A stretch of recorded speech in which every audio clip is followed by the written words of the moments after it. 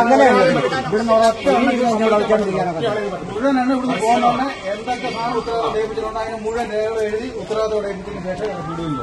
ഒറ്റ ഇതിലില്ല പഴയ ഉത്തരവാദിത്വം മുഴുവൻ ആൾക്കാർ അതിൽ കുറഞ്ഞുള്ള ഭരണവും കാര്യങ്ങളും ഇല്ലെങ്കിൽ അമ്പത് നടത്തില്ല. അതെ അത്രേ ഉള്ളൂ.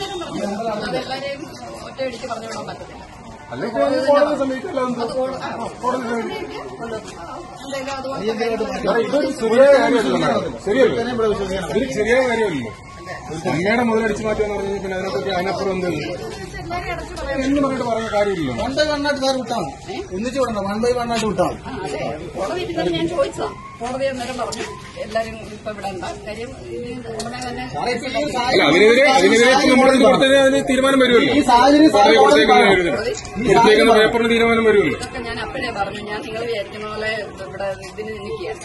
ഞാൻ അപ്പൊ തന്നെ സബ്ജക്റ്റിയെ വിളിച്ചിട്ടാണ് കാര്യങ്ങൾ പറഞ്ഞത്. നമ്മൾ ഓൾറെഡി കോടതി കൊടുത്തു കഴിഞ്ഞാൽ അത് കോടതി ഉത്തരവ് ചെയ്യാൻ പറ്റുമല്ലോ.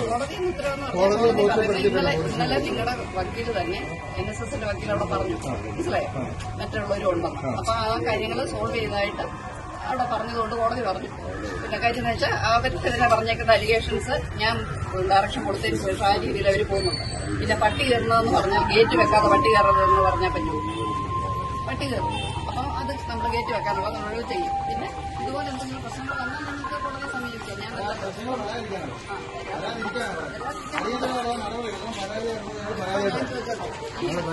മേൽശാന്തിയെ തന്നെ അതിന്റെ പ്രോപ്പർ രീതിയിൽ നമ്മൾ നീങ്ങിയതുകൊണ്ടല്ലയോ ഇത് കണ്ടുപിടിക്കാൻ പറ്റി. അല്ലെങ്കിൽ ചുമ്മാതെ പിന്നെ വഴിയെ പോകുന്ന ഒരു മേൽശാന്തിയെ കൊണ്ടുവന്ന് അങ്ങോട്ട് മാഡം ഇത് വേറൊന്നും കൊണ്ടല്ല. ഇത് ശരിക്കും ഒരു നാണക്കേടല്ലേ? ശരിയല്ലേ? ഒരു ഷെയിമല്ലേ? മേൽശാന്തി തന്നെ ചെയ്യുമെന്ന് പറയുമ്പോ അതൊരു ഏത് ലെവലിൽ എത്തി എന്നുള്ളതൊന്നും നമ്മൾ ചിന്തിക്കും. മനസ്സിലായോ? ദേവിയെ കാണുന്നതിന് അതേ തുല്യത്തിലാണ് മേൽശാന്തിയെ കാണുന്നത് അല്ലേ? അവർക്ക് ചിലപ്പോൾ ഒരു നിസ്സാര ജോബായിരിക്കും. പക്ഷെ ഇവിടെ വരുന്നവരെല്ലാം എന്ത് ഇതിലാണ് അവിടെ വന്ന് കിടന്ന് നിൽക്കുന്നത്?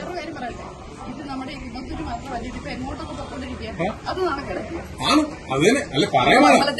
അതല്ലേ മാഡം പറഞ്ഞത് ശരി. പക്ഷെ